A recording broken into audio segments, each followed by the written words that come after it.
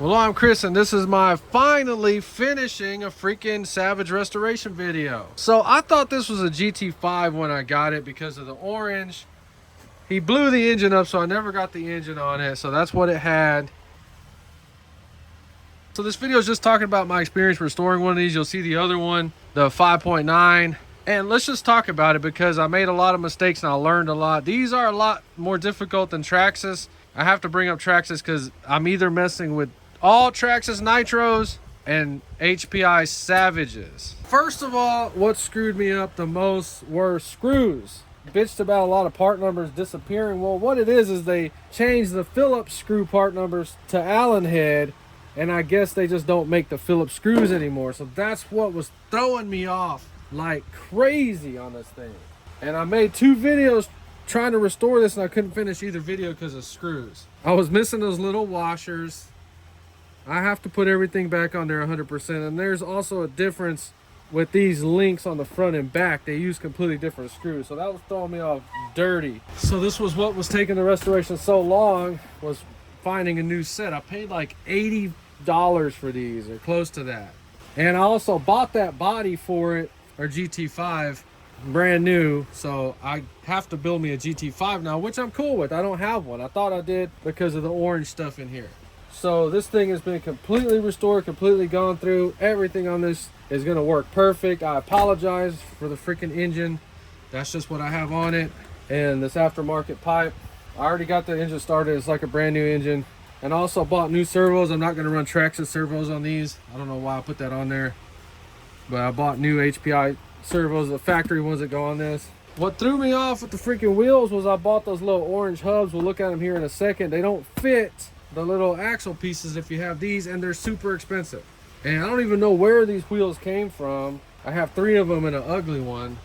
Then this body, I found this for about $50, brand new body. This is a Shelf Queen body. I will never run this body ever. So one thing, when you put that LRP engine, it wants to rub that little bell crank part. So he already had this engine in here, so one of them shorter. I had to go back, take all that crap off. Look, I'm still missing 2 screws right there.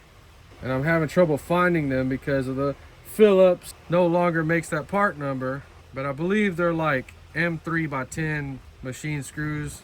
So let's talk about any advice if you're trying to go Savage. What I can share with you is you have to get the book 100%.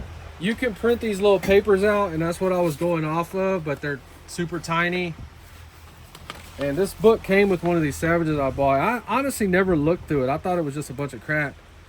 I'm guessing these come partially assembled. I don't know, but man, if you don't have this freaking book right here, building one of these things for the first time, it's just gonna be like going to another planet and trying to order off the McDonald's menu. So I like to build them back 100% stock and then run them, find out what's weak on there, what's gonna break, and then we'll upgrade as we go.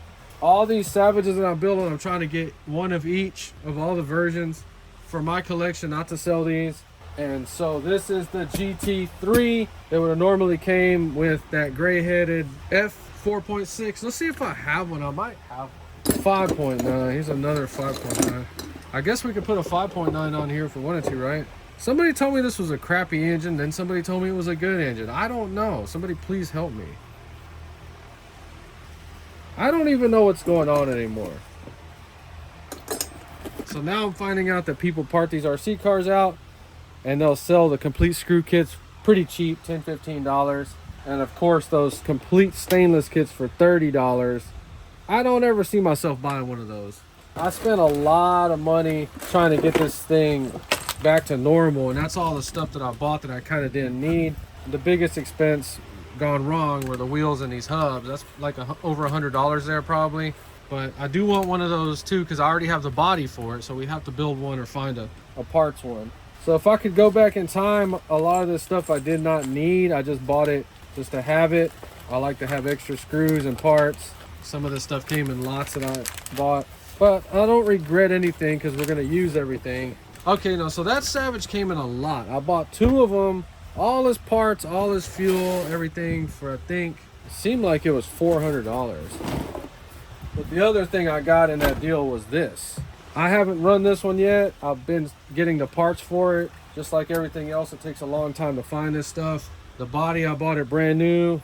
I think it was $80. but I'm super happy with this body. The wheels, I had to find these wheels for $50. They're used. The guy said they're all super straight, in which they are. They're freaking awesome. So this right here is freaking crazy. I never even knew that these existed. The one-way bearing was bad on it. Those 5.9s have this stupid system on there. They make you spend like $60 for the one-way bearing little mechanism. No, he actually already had it in this when I bought it. 60 bucks. I put it in there at 5.9s ready to go. And just like everybody says about the 5.9, he says he didn't like it. He says he had problems getting it tuned and stuff like that. I don't care. I'll figure it out. I guess these are called piggyback shocks. I don't know. I would never buy stuff like that. But maybe after running them, I will. But this stuff's freaking nice. I don't know if these are super expensive. I don't think they came on there. And then I don't like metal parts, but I do like these metal parts because on something this big, he kind of want it. He didn't have all of these top ones. I got to hunt those down, leaving the metal arms on there. This one didn't get that much runtime because he said he had problems getting it running right. So this one, I think it came with these wheels too, right? Anyway, I like those wheels. Those wheels are staying on there. We got to figure out why it does that. I got to buy some plastic arms for the front and see if they're loose like that too. So we buy new servos for them, and I go back, put all the screws on this one. We'll do a quick restoration video on this one eventually. I have not taken this one apart, but super excited about these. I know this is not the right body for it, but that's how I'm gonna run mine. I think it looks freaking cool like that. Like, it really does. Like, look at the shocks. It just looks like a real off-road truck. Yeah, I will be looking for the correct body. But like I said, I just got into these about 9 months ago, and just showing you my little collection I'm gathering up. I'm never selling this one ever.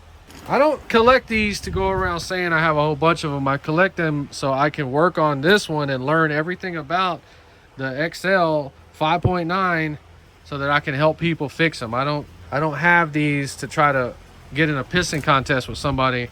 So I have about $300 in this one, which we're still on top. That thing's freaking expensive as hell. We can go ahead and say about 300 in this one right here. So we're good. We're saving money, but the process is slow, and you see we got to clean everything, fix everything. To me, it's worth it. If you enjoyed this video, please like and subscribe, and thanks for watching.